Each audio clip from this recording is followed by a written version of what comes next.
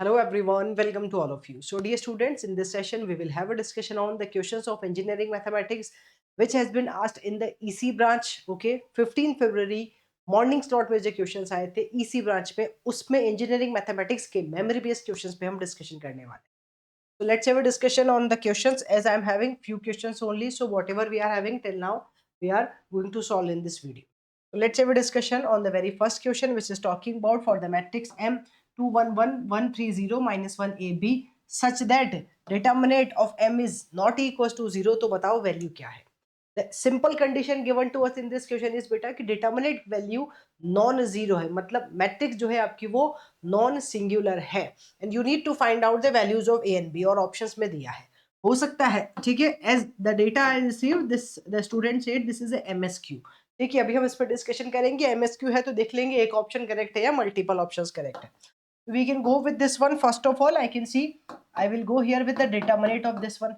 Determinant आप कैसे भी निकाल सकते हैं. I'm writing it here simply 211. ठीक है, पहले लिख देते हैं and then this is 130, then this is -1. ठीक है, A और B. Let's solve the determinant. When I will solve with respect to 2, यहाँ से बन जाएगा 3B minus 0. With respect to 1 it is B minus 0 और with respect to 1 फिर से, ठीक है, this is a minus minus plus 3 and it is talking about already कि डिटर्मिनेंट की वैल्यू नॉन जीरो है. ठीक है, so we will proceed with this one. Determinant is non zero. Once I will open this will be 6b minus b और this is plus a और plus 3. तो we can write down this is nothing but 5b plus a और plus 3 is not equals to 0. Now this condition we are getting here और आपको क्या करना है, you need to put here the values of A and B from the options. ठीक है, although ये question आप डायरेक्ट भी कर सकते थे but I am having the choice तो I will go here with this one. तो a प्लस 5b प्लस 3 लिखो या 5b प्लस a प्लस 3 लिखो, doesn't matter. Now you will check here by options one by one कहाँ option में रखने पे वैल्यू नॉन जीरो आ रही है. जीरो आ गई मतलब सेटिस्फाई नहीं करेगा, नॉन जीरो आ रही है तो सेटिस्फाई करेगा. If I will start putting the value from here, a की वैल्यू -3 और b की value 0. If I will start from the option a, अगर मैंने a की वैल्यू रखी है कितनी -3, सो दिस इज -3 और b की वैल्यू 0 है. Can you see the result is 0 which we don't want. Basically 0, मुझे 0 नहीं चाहिए. ठीक है, I don't want 0 but the result is 0. so this option A is not satisfied. ठीक है, let's come to the option B. 1/2 दोनों values है. when I will put here 1/2 मतलब यहाँ से बन जाएगा 1/2. this is 5 into 1/2 5/2 और plus 3. when we will solve it, what we are getting here 1/2 plus 5/2 मतलब 6/2. 6/2 is 3. 3 plus 3 we are getting 6 और 0 नहीं चाहिए था, 0 नहीं आ रहा है. bingo, it will work. ठीक है, so yes ma'am, option B can be true. and I'm going with the option C which is talking about A 1/2 और B की वैल्यू -3 रखो. अब ना इसमें थोड़ा स्पेस कम है तो I will put here all I need to go for the next one. C क्या रखना है आपको, you need to put A equals to 1/2, B equals to -3. 1/2 यहाँ रखा, -3 मतलब -5 into 3 15 और +3. It is not giving you 0, दिख रहा है क्लियरली. मैम ये भी 0 नहीं दे रहा, इसका मतलब ये भी मेरे लिए पॉसिबल आंसर हो सकता है. Let's check with the option D. Option D में -1/2 -1/2 दोनों में रखना है. व्हेन यू आर पुटिंग -1/2 ये बन जाएगा -5/2 और +3. Can you see you are here what we are getting, here we are getting -5/2 -1/2 मतलब -6/2 -6/2 मतलब -3. -3 + 3 0 दे रहा है, we don't want 0. So option C and option B is giving me non-zero value because in the question it is talking about only कि determinant क्या है, non-zero है. So yes, these two should be your answer. Which one? Option A और option C. ठीक है, sorry option B and option C, not A. A और D नहीं है, सी और बी आपके फाइनल आंसर है. इसको हटा दिया जाए, don't get confuse from here. ठीक है, यहाँ जो भी लिखा था ए की वैल्यू 3 थी और बी की वैल्यू जो भी लिखा था हम उसको देख सकते हैं वापस. क्या था भाई यहाँ, okay, A -3 and B is not equal to 0, तो ये आंसर में नहीं है. ठीक है, ए -3 और बी की value 0. Alright, this is not the correct one. The correct answer is B and C only. अगर यही ऑप्शन का सीक्वेंस है तो B and C और नहीं भी है तो you can check कि A की वैल्यू 1/2, A और B 1/2 होने चाहिए और A 1/2 and B -3 होगा तो भी ये आपको डिटर्मिनेंट की वैल्यू नॉन जीरो देगी. क्लियर, चलिए let's proceed here with the next one. Now we are having a good question from okay the calculus यहाँ कन्वर्जेंट डाइवर्जेंट की बात कर रहा है, थोड़ा आराम से आप इसको समझेंगे, वी कैन सॉल्व इट। ठीक है, we need to go here with the two things. अभी देखते हैं, पहले पढ़ लेते हैं क्वेश्चन। तो S A equal to summation n equal to 1 to infinity n square by 2 power n, ये फर्स्ट वैल्यू दी है series 1। Second series we are having here 1 plus 1 by 2 plus 1 by 8 plus 1 by 16 plus 1 by 64 plus 1 by 28 and so on it is going on. And we need to find out ये जो दो series दी है S A S B, क्या दोनों convergent है, ए convergent ए divergent है, या दोनों डाइवर्जेंट है, या कौन सी डाइवर्जेंट और कौन सी कन्वर्जेंट। तो we are having the options, we need to check. अब सबसे इंपॉर्टेंट बात यहाँ से समझे कि whenever we are having this series type of concept, यहाँ पे दो चीजें होती है। We can go with whenever we need to find out कि whether the given series is convergent और डाइवर्जेंट, तो आप दो चीजों का यूज कर सकते हो। First is the ratio test, second is the comparison test. Ratio test पे जब हम जाएंगे तो what is the ratio says, मैंने यहाँ ऑलरेडी लिखा है, तो यू कैन राइट डाउन, और ऑलरेडी अगर आप जानते हैं तो बहुत ही अच्छी बात है। तो रेशियो टेस्ट सेज कि आपके पास जो दो अलग अलग सीरीज दी है उसमें आप क्या कर सकते हैं, सम ऑफ द सीरीज का कंपैरिजन कर सकते हैं। मतलब बेसिकली मेरे पास यहाँ पे जो सीरीज है, अगर मैं इसमें लूं और इसमें nth टर्म का सम निकाला मैंने, ठीक है, और उसके बाद n+1 divided by nth term का सम निकाला, and if I am comparing, अगर ये value limit n tends to infinity लगाने पे लेस देन 1 आ जाती है तो ये कन्वर्जेंट हो जाएगा। अगर ये वैल्यू लेस ग्रेटर देन 1 आएगी तो आपका रिजल्ट जो है वो डाइवर्जेंट हो जाएगा। The second things we are having here comparison test. We are having two things S और, या अगर किसी एक पे लगाएंगे और सेकंड पे आप चेक करते हो तो आपको S और S डैश निकाल के चेक करना होगा। अगर S डैश की वैल्यू कन्वर्जेंट आ रही है तो S भी डाइवर्ट मतलब कन्वर्जेंट आएगा। तो like this we can compare between two series and we can get. तो चलो डिस्कस करते हैं। Let's start with the first series. We are having here SA। ठीक है, तो SA is given to us. इसको थोड़ा यहाँ लिख लेते हैं, या फिर एक काम करते हैं, मुझे ऐसा लग रहा है कि आई should go here with the next page. ठीक है, तो एस ए की जो वैल्यू है वो आपके पास है समेशन n इक्वल्स टू 1 से ही इन्फिनिटी है। चेक कर लो बेटा, यस, n स्क्वायर और 2 पावर n। ठीक है, we are having here n square और 2 power n। What I need to do, I need to go here with this series. पहले S A की ही बात कर रहे हैं बेटा, तो यहाँ से एक काम करते हैं, पहले इसी की इस सीरीज में one, I will go with this one. तो यहाँ पे ये तो सीरीज एक्सपांशन है। If I will go with the nth term, nth term का मतलब समझे, n square by 2 power n हो गया। If I will go here with the n+1th term, अगर हम क्या कहाँ जाएंगे, n+1th टर्म पे जाएंगे, तो n+1th टर्म का मतलब समझे n+1 का स्क्वायर बाय 2 पावर n+1 हो गया। Let's compare between these two things. दोनों के बीच में क्या कर ले हम, कंपैरिजन, मतलब रेशियो निकाल देते हैं। I will follow here the ratio ना, कंपैरिजन तो नहीं हो सकता। कंपैरिजन कब होगा, जब दो अलग अलग सीरीज ले रहे हैं। Here you can go directly with the ratio. तो रेशियो टेस्ट यूज करते हैं। माय रेशियो टेस्ट से जो अभी मैंने आपको बात समझाई, I should follow here, limit लगाएं n टेंड्स टू इन्फिनिटी, क्योंकि इन्फिनिटी की तरफ जा रहा है। I can use an+1 upon an, और इसकी वैल्यू चेक कर लेते हैं। Are you getting my point? ठीक है, an+1 अपॉन an+1 आ रहा है n+1 का whole square by 2 power n+1। Are you getting? और लिमिट यहाँ एज इट इज रख दी जाए, लिमिट है n टेंड्स टू इन्फिनिटी। ठीक है, और डिवाइडेड बाय यहाँ n स्क्वायर, और ये बन रहा है 2 पावर n। या I need to check the value here, क्या वैल्यू आ रही है इसके लिए। क्या करो, सबसे आसान है, ठीक है, थोड़ा सा इसको सिंप्लीफाई कर लिया जाए, क्योंकि limit n tends to infinity आ रही है। I hope you guys remember, जब भी limit n tends to infinity आए we should make here always 1 upon n form. तो ऊपर से वहां से कॉमन ले लें, तो limit n tends to infinity, ये तो रहा n+1 है ना, तो मैं यहाँ से n बाहर ले लेती हूँ। n स्क्वायर बाहर लेंगे तो ये बन जाएगा 1+1 अपॉन n का होल स्क्वायर, डिवाइड में आपके पास 2 पावर n+1 है, मल्टीप्लाई में ये 2 पावर n और यहाँ n स्क्वायर है। Can you see, n square से n स्क्वायर गया, ये 2 पावर n है, यहाँ 2 पावर n+1 है। या तो इसको ऊपर ले जाओ या उस वाले को इधर ले आओ। तो what you will gate, you will get here, उसको इधर ले आएंगे तो 2 पावर n कैंसिल आउट, 1/2 बच जाएगा। तो what you will get here, you will get here limit n tends to infinity 1/2 as it is, और मैम ये बन रहा है 1+1/n का होल स्क्वायर। ठीक है, ये वैल्यू हमारे पास आ रही है, इसका कलर चेंज कर दिया जाए। We are getting this value. Now can you see, as I told you, अगर ये वैल्यू लेस देन 1 आती है तो कन्वर्जेंट होगा, अगर ये वैल्यू ग्रेटर 1 आएगी तो डाइवर्जेंट होगा। When I will put here n tends to infinity, n tends to infinity रखा तो 1/1/infinity, 1/infinity मतलब 0। तो ma'am we are getting here the result 1/2, है ना, we are getting here the result 1/2 which is less than 2 1। इसका मतलब ये जो गिवन सीरीज है कौन सी, SA, ये क्या है बेटा, डाइवर्जेंट है, सॉरी कन्वर्जेंट है। The series which we are having here is nothing but convergent only. ठीक है, तो ये सीरीज हमारे पास कन्वर्जेंट हो गई। Now in the same manner I can check here with this one. अब क्योंकि ये एक्सपांडेड फॉर्म में है ना, तो मैं इसके लिए nth टर्म मेरे लिए निकालना मुश्किल है। अगर nth टर्म निकालनी है तो पहले आपको कहाँ जाना पड़ेगा, आपको या तो ये कोई स्पेसिफिक सीरीज बने, ठीक है, तो आप उसके सम ऑफ n टर्म निकाल के जा सकते हो। बट जब आप इस पे जाएंगे तो आपको पता चलेगा ये कोई सीरीज नहीं बन रही है। तो I should follow here the comparison test, ठीक है। तो एस बी लिख लेते हैं एक बार, क्या है हमारे पास, we can write down the series S B is 1 plus 1/2, ठीक है, क्या था 1/8 1/16 64, ठीक है, 1/2 प्लस 1/8 1/16 1/64 1/120। देखो ये पूरी सीरीज नहीं बन रही है, ठीक है, this is not a complete series. अगर ये 1/2 स्क्वायर 1/2 क्यूब, ये डायरेक्टली क्यूब आ गया। अगर इसको थोड़ा ठीक से देखोगे तो you will get to know कि ma'am it's not having the complete series. ये 2 पावर 3 आ गया, फिर यहाँ 2 पावर 4 आ गया, फिर 2 पावर 5 है ही नहीं, 2 पावर 6 आ गया, 2 पावर 7 आ गया, right. So this is not a simple मतलब सीरीज। हम एक काम करते हैं, इसी के लिए नई सीरीज हम अज्यूम कर लेते हैं।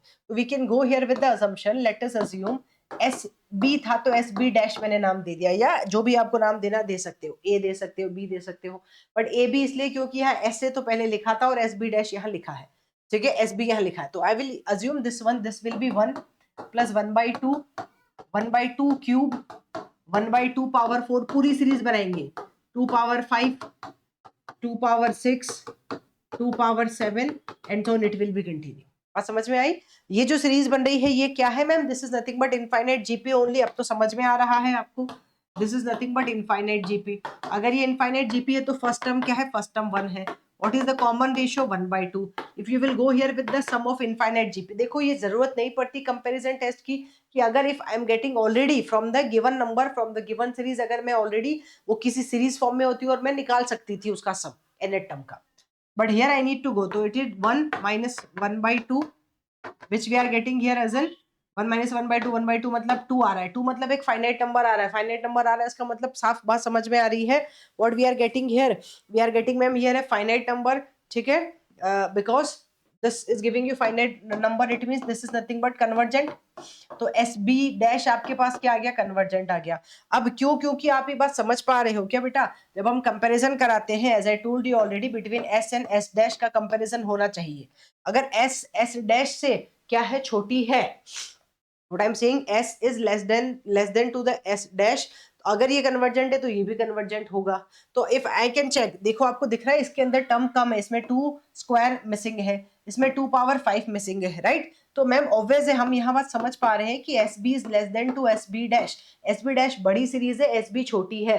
अगर बड़ी वाली सीरीज कन्वर्जेंट है तो छोटी वाली सीरीज भी कन्वर्जेंट होगी ही बेटा, that you can conclude directly, right. So hence it will be also convergent. कौन सी सीरीज, एस बी भी क्या हो जाएगी, कन्वर्जेंट होगी।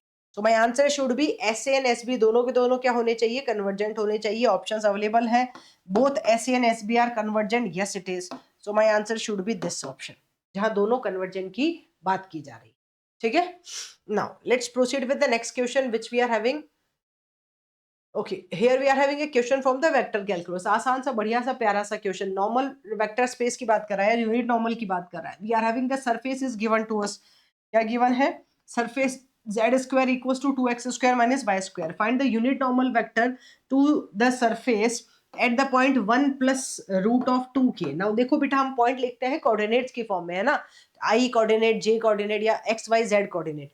तो बेसिकली ये जो पॉइंट आपको दिया है ये 1 0 रूट 2 ही तो है, i मतलब 1, ठीक है, j अवेलेबल नहीं है मतलब 0 और k अवेलेबल है रूट a, z जो अवेलेबल है वो क्या है, रूट 2 है। तो I will write down here the coordinate. चाहे पॉइंट यूजुअली आपको जो क्वेश्चन होते हैं वो पॉइंट इस फॉर्म में लिखा होता है, बट इस बार इन्होंने ऑलरेडी बना के दिया है तो भी कोई दिक्कत वाली बात है नहीं, ठीक है, ठीक है ma'am. We need to find out the unit normal.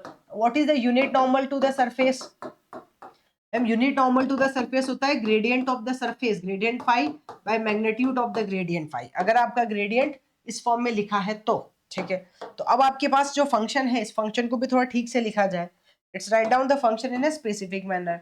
It is given to you z square equals to x square minus y square, ऐसा ही तो लिया है, हाँ नहीं 2x square minus y square, ठीक है, z square equals to 2x square minus y square. तो I am writing it, let us assume this function is equals to phi, ठीक है, और फाई z स्क्वायर को उधर ले जाओगे तो ये बन जाएगा 2x square minus y square minus z square. This is your function 2x square minus y square minus z square दिखाई दिया, 2x square minus y square minus z square, ठीक है। Let's go for the gradient. तो del phi मतलब समझते हो आई, del phi by del x मतलब पूरे पूरे फंक्शन का एक्स के रेस्पेक्ट में पार्शियल डिफरेंशिएशन, फिर वाई के रेस्पेक्ट में, फिर जेड के रेस्पेक्ट में। When I will go here with the partial differentiation with respect to x, ये देगा 4x, फिर with respect to y ये देगा 2y, with respect to z ये देगा 2z, ठीक है। You are having the point, you can put the value at the point, क्योंकि gradient आपको किसी specific point पे चाहिए। Point हो गया 1 0 रूट 2, 1 0 और रूट 2, y की जगह 0, x की जगह 1 और z की जगह रूट 2, तो यहाँ से बन जाएगा 4i, दिस इज 0 और माइनस 2 रूट 2 k आ गया। ये वैल्यू ग्रेडियंट ऑफ फाई की आ गई। You need to go here with the unit normal, आपको यूनिट नॉर्मल की तरफ जाना है। तो now we can write down the unit normal is gradient of phi by magnitude of gradient of phi. Gradient of phi कितना आ रहा है 4i माइनस 2 रूट 2 के डिवाइडेड बाय मैग्नीट्यूड निकालेंगे तो क्या बन जाएगा बेटा 4 स्क्वायर मतलब 16 और प्लस 2 का स्क्वायर कितना 4, 4 इंटू 2 8, ठीक है 24 दे रहा है। दिस इज, एक काम करो इसमें से 2 पहले ही कॉमन ले लो, so this is 2i minus root 2k divided by root of 24, root 24 है, इसको ब्रेक कर देते हैं। इसमें से क्या करें, इसमें से 4 मतलब 2 बाहर निकाल लिया जाए और आपके पास 3 रह जाएगा, ठीक है। तो I can write down this is nothing but 2 into 2i minus root 2k। एक काम करते हैं, इसको 24 को we can break here as an 8 into 3, और ना 8 को भी ब्रेक किया जाए थोड़ा और समझाने के लिए, 4 इंटू 2 इंटू 3। तो ये जो 4 रूट आ रहा है we are having here the root of 4, root 4 बाहर निकालोगे तो 2 बन जाएगा, तो इट इज 2। तो I should go here with the 2 into 2i minus root के डिवाइडेड बाय यहाँ पे 2, यहाँ रह गया आपके पास रूट 2 और रूट 3, 2 से 2 गया। अभी ना रूट 2 भी आप कैंसिल कर सकते हो ऊपर से कॉमन लेके। Let's take common from the numerator root 2, root 2 common लोगे तो 2 है, 2 is nothing but product of root 2 into root 2, तो यहाँ से बन जाएगा रूट 2i माइनस यहाँ बन गया k डिवाइडेड बाय ये रूट 2 है ही और ये रूट 2 एज इट इज रह जाएगा। मैम क्या जरूरत आई ऑप्शंस को देखने के बाद, अगर ऑप्शन में रूट 6 की फॉर्म में लिखा होता तो मुझे दिक्कत नहीं थी, but in the option it's not mentioned, so I need to change according to the requirement of the option. So this can be my answer finally, which is nothing but root 2i minus k by root 3. This will be the value of your unit normal. Root 2i minus k by root 3, we can check here in the option root 2i minus k by root 3, here it is in this option, ठीक है। तो option as I told you, option का sequence तो थोड़ा change हो सकता है but the result should be like this only. जो रिजल्ट आएगा वो ऐसा ही आना चाहिए जो आपको यहाँ दिखाई दे रहा है। ऑलराइट, चलिए अब बात करते हैं इस क्वेश्चन की, जो कि एक अच्छा क्वेश्चन है, इंटीग्रेशन पे सॉल्व किया जाएगा। We will go here with the double integration है, तो हम जानते हैं डबल इंटीग्रेशन को सॉल्व करने का सबसे आसान तरीका है you should take always the strips. Strips लोगे तो क्वेश्चन बहुत आसानी से बन जाता है। Sorry, I am having the cold still, okay sorry, yes, so when I will go with this one, यहाँ पे आपको दिया है OA और AB। OA की इक्वेशन है x is equals to y, और अगर AB की वैल्यू लिखोगे तो वो x plus y equals to 2 है, ठीक है, उसको रखा रहने देते हैं। Now I can see I will go here with the strip, आपको दिखाई दे रहा है if you will take here the strip parallel to y axis ना, तो दिक्कत क्या आएगी कि आपके पास स्ट्रिप एक इधर और एक इधर लेनी पड़ेगी, ओके, या फिर बहुत बड़ी स्ट्रिप लेनी होगी, और जब बहुत बड़ी स्ट्रिप लोगे तो हमेशा आप उलझ जाओगे। तो as I told you always whenever we are taking the strip, देखो स्ट्रिप लेने का रूल हमने बहुत बार पढ़ा है, whenever we are taking the strip we should know the starting and the ending point of the strip. अगर strip का स्टार्टिंग और एंडिंग पॉइंट पता है तो क्वेश्चन जल्दी से बन जाता है। तो you should go here with the starting and ending point, जो आपके पास है उसी को लेके चलो, जो लिमिट दी है उसी से आपका आसान क्वेश्चन बनेगा। तो ma'am starting point if I will take it parallel to x axis, तो starting point x is equal to y, और एंडिंग पॉइंट खत्म हो रही x is equal to 2 minus y पे। बस यही तो मुझे चाहिए था जो मिल गया है, राइट। नाउ मैम ये तो x एक्सिस की लिमिट हो जाएगी, we are having the double integration. What about the y axis limit? अरे बाबा y एक्सिस तो 0 से लेकर 1 तक चल ही रहा है, can you see it is from 0 to 1, ठीक है। तो 0 टू 1 यहाँ हो जाएगा, ये पॉइंट दिया भी था, आई थिंक कहीं 1 मेंशन भी था, ठीक है, और नहीं भी मेंशन होगा तो भी you can compare and you can get the value. आप अगर x is equal to y है, यहाँ y रखो, देखो अगर कोई बच्चा कंपेयर भी करेगा तो ये 2 माइनस y होगा, this is giving you 2y equals to 2, we are getting y equals to 1, y की वैल्यू 1 है तो भाई x की वैल्यू भी 1 होगी, तो द इंटरसेक्शन पॉइंट ये जो पॉइंट होगा ये आपके पास क्या आ जाएगा 1 1 आ जाएगा, है ना, तो दिक्कत वाली बात है नहीं, और ये दिख ही रहा है आपको 0 है। ठीक है, ओरिजिन है। Alright, now how I will proceed, I will go here with the double integration. अब देखो बहुत आराम से समझना है, आई एम श्योर जिन भी बच्चों ने डबल इंटीग्रेशन मुझसे बहुत अच्छे से पढ़ा है वो सारे बच्चे इस क्वेश्चन को डबल इंटीग्रेशन से सॉल्व करके आए होंगे very easily. I will go here with the x square plus y square, ठीक है। और ये double integration in the latest series I already finished in the one shot revision. जब हमने इंटीग्रल कैलकुलस और वेक्टर कैलकुलस पे discussion किया तब हम ये पढ़े थे। X square plus y square minus 1 into d x d y, ठीक है। First I want to differentiate it with integrate with respect to x, तो लिमिट लिख लो x की। x का स्टार्टिंग पॉइंट है y से लेकर कहां तक जा रहा है, x is equal to y से लेकर x is equal to 2 minus y तक जा रहा है, तो 2 माइनस y, ये y इक्वल टू 0 से लेकर y इक्वल टू 1 तक जा रहा है। सिंपल है, इंटीग्रेशन करना है, 2 बार क्वेश्चन खत्म। Let's go here with the simple integration with respect to x। तो यहाँ होगा x क्यूब बाई 3। देखो लिमिट्स वेरिएबल में आ रही है, अगर वेरिएबल नहीं आती, कैसी आती, लिमिट कांस्टेंट आती तो हम डबल इंटीग्रेशन एक ही शॉट में कर लेते, बट यहाँ आपको 2 स्टेप में करना होगा। प्लस इट इज x, एक काम कर सकते हो, x आ जाएगा और ये वाई स्क्वायर माइनस 1 दोनों ही कांस्टेंट है तो आप ऐसे भी लिख सकते हो। और अगर कोई बच्चा पूरा लिखे x y square minus x तो भी मुझे कोई दिक्कत नहीं है, ठीक है। Remember we need to put here the limit x is equal to y से लेकर कहां तक, 2 माइनस y तक जाना है। फिर ये रहा dy, here we are having the limit of y equal to 0 to 1। अब इसको दोबारा इंटीग्रेट करेंगे, ठीक है, नहीं उससे पहले लिमिट लगा लो। लिमिट लगाओगे तो ये बन जाएगा 2 माइनस वाई का whole cube minus y cube और डिवाइडेड बाई 3, प्लस यहाँ पे क्या आ जाएगा बेटा, ये बन जाएगा 2 माइनस वाई, ठीक है, और माइनस वाई, और ये वाई स्क्वायर माइनस 1 आपके पास एज इट इज है। अगर मैं गलत नहीं हूं तो ये दोनों चीजें प्रोडक्ट की फॉर्म में आनी चाहिए थी, ऐसे आना चाहिए था, ठीक है बस। And here we can go with the dy, और इंटीग्रेशन की लिमिट आपके पास 0 से लेकर कहां तक जा रही है, 1 तक जा रही है। वी कैन प्रोसीड अकॉर्डिंगली, जो भी आपके पास इंटीग्रेशन की लिमिट आएगी आप उस हिसाब से उसमें अप्रोच कर सकते हो, ठीक है बेटा, राइट। तो 2 माइनस वाई माइनस वाई है ना, आप चाहो तो उसको 2 माइनस 2y ही लिख दो डायरेक्टली, तो 2 माइनस 2y भी हमको चलेगा, ये प्रोडक्ट की फॉर्म में है वाई स्क्वायर माइनस, ठीक है। Now we need to open here, यहाँ ध्यान रखिए a माइनस बी का होल क्यूब ओपन करना पड़ेगा, तो बाद में इंटीग्रेशन करेंगे y इक्वल टू 0 से 1। पहले या फिर मैं एक काम करती हूँ, मैं सेपरेट सेपरेट इन टर्म्स को ओपन कर देती हूँ आपके लिए, फिर हम यहाँ पे वैल्यू रख देंगे, ठीक है। तो I should open here only the terms, अच्छा ये कहाँ से आ गया भाई, I should open here only the terms, ये 2-3 टर्म्स इधर ही ओपन कर लेते हैं so that you will get the comparison, है ना। इन दोनों का प्रोडक्ट इधर ही करके लिख देते हैं। तो यहाँ मेरे पास जो टर्म आ रही है it is nothing but a minus b whole cube, ठीक है। अब जिस बच्चे को a minus b whole cube के बारे में पता है वो बच्चा तो सॉल्व कर लेगा और रिजल्ट बता ही देगा हमको। तो ma'am when we will go here with this one, this is nothing but a cube minus 3a square b, ठीक है, 3b स्क्वायर a और b क्यूब, ठीक है। अच्छा एक बात और हमेशा ध्यान रखिए, here we are having minus ना, तो वो माइनस रहेगा, ये क्या रहेगा, माइनस रहेगा, इट इज, ठीक है। अब एक बात और ध्यान रखो बेटा कि जब भी आपके पास क्वेश्चंस आए ना तो क्वेश्चन में देखो डिपेंड्स ऑन यू, अगर आप सिंप्लीफिकेशन पहले ही कर लेते हो तो अच्छी बात है, नहीं तो वहां सेम प्लेस पे भी कर सकते हो। तो here we are having 2 minus y का whole cube, 2 minus y whole cube मतलब 2 क्यूब 8, माइनस यहाँ बन जाएगा 3, 2 स्क्वायर मतलब 4, और ये बन गया y, फिर प्लस बनेगा 3 वाई स्क्वायर और ये बना 2, और माइनस बी क्यूब मतलब y का क्यूब, आर यू गेटिंग। तो ये 8 माइनस कितना 12y प्लस का 6y स्क्वायर और माइनस का y क्यूब। अगर मैं गलत नहीं हूं तो यही वैल्यू आनी चाहिए, 8 minus 12y plus 6y square minus का y क्यूब, ठीक है। You are getting this result only. और आपके पास जो वैल्यू थी वो 2 minus y whole cube minus y cube थी, तो यहाँ पे 2 माइनस वाई होल क्यूब और माइनस वाई क्यूब थी, तो एक वाई क्यूब आप अपनी तरफ से और यहाँ लगा दो, तो ये बन जाएगा ma'am 8 minus 12y plus 6y square minus y cube, मतलब कितना हो जाएगा माइनस 2y क्यूब, तो उसको हटा दो या लिख दो डायरेक्टली माइनस का 2y क्यूब। ये वाली वैल्यू हम वहां पे पुट कर देंगे, ठीक है, इधर पुट कर सकते हैं हम, और उधर उधर भी प्रोडक्ट कराना है, ये प्रोडक्ट भी मैं यहाँ पे कर देती हूँ सो दैट आपको वहां पे एक साथ सब क्लमजी नहीं दिखेगा।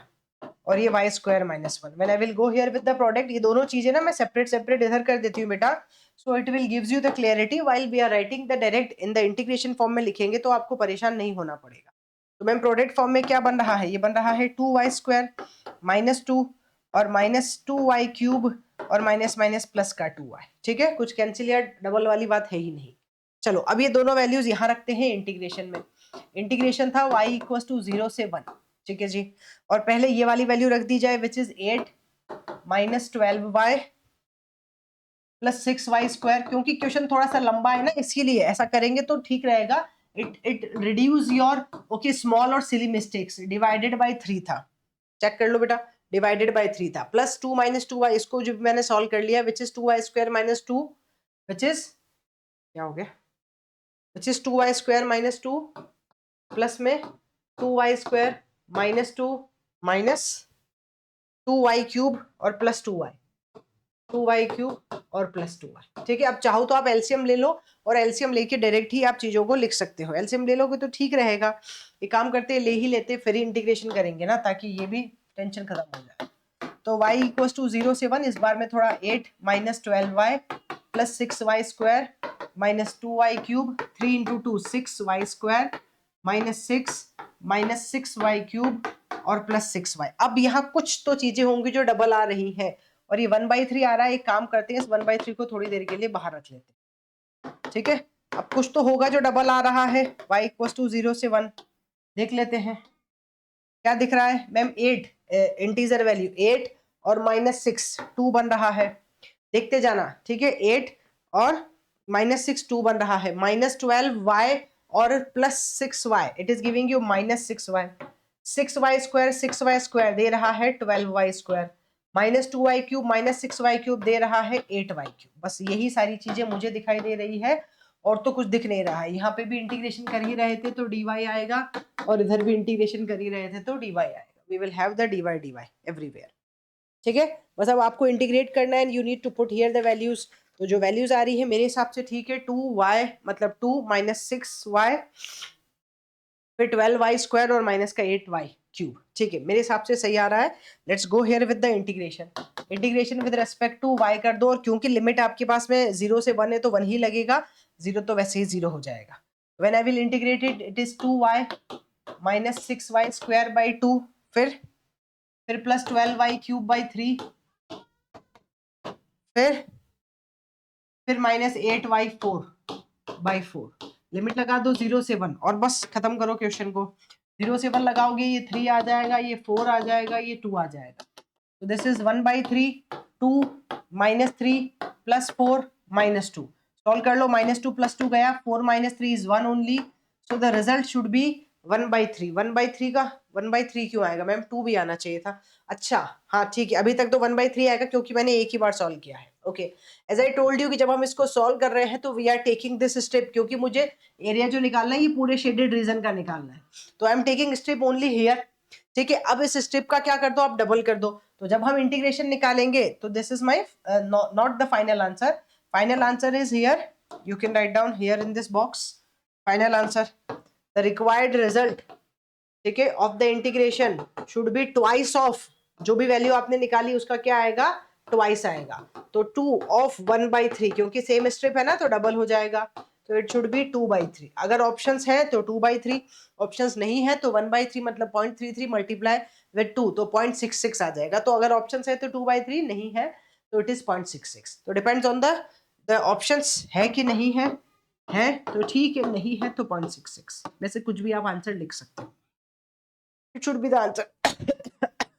Sorry, I hope it is clear to everyone, ठीक है, thank you.